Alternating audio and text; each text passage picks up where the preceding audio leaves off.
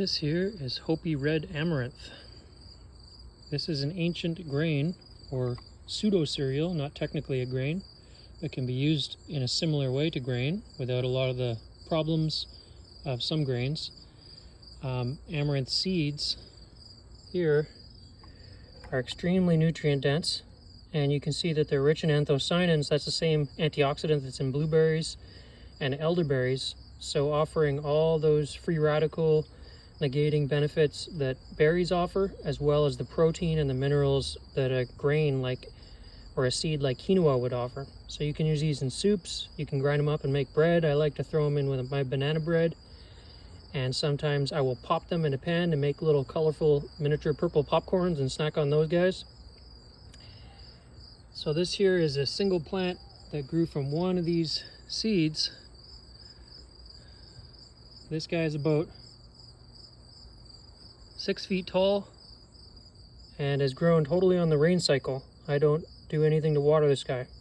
So what I'm doing now is I'm gathering the seeds, separating some of the bigger chaff from the seeds, and I'm using this little strainer here. An ideal thing to do would be to use a replacement screen for a window that has a slightly smaller gauge of metal. It's going to catch the small chaff at the same time as the bigger chaff, and then all you have to do is blow away some of the fine chaff that you can see down there like this, but I'll show you that after. And basically what I'll do here is I'll take a flower, see if I can balance this phone while I'm doing this.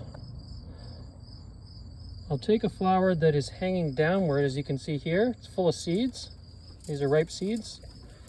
And I'll rub it in my hands. Now you might be able to hear the seeds falling through and see the larger chaff landing in the strainer there. So what this is allowing me to do is get ripe seeds while allowing the rest to mature up in the plant and leaving some for the birds in the winter, because a lot of the little songbirds and the orioles and the cardinals and all those guys, they like to snack on these seeds in the winter. So I'll leave a few flowers standing high like I do with my cannabis plants for those birds so that they can have some food in the tougher, colder months.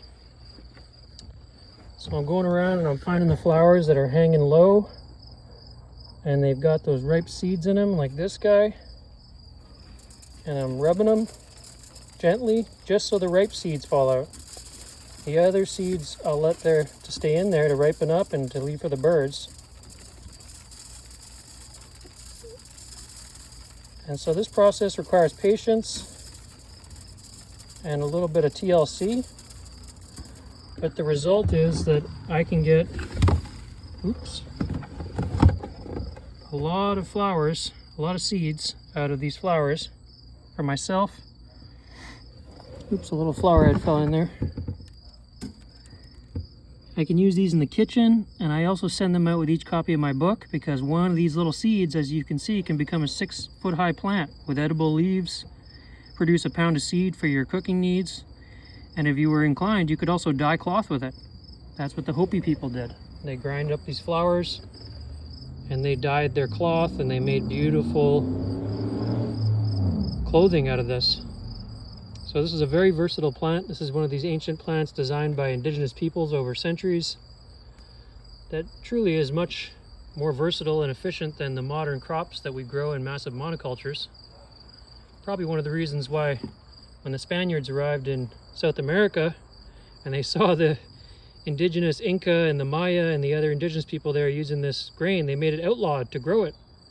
So if you were growing amaranth when the Cortez and all his thugs arrived and made it illegal, they would chop off your hand or maybe kill you.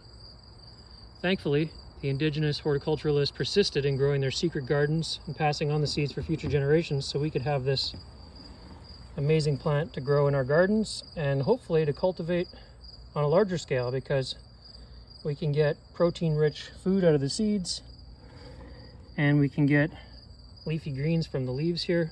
Use that instead of spinach. There's so much purposes for a plant like this.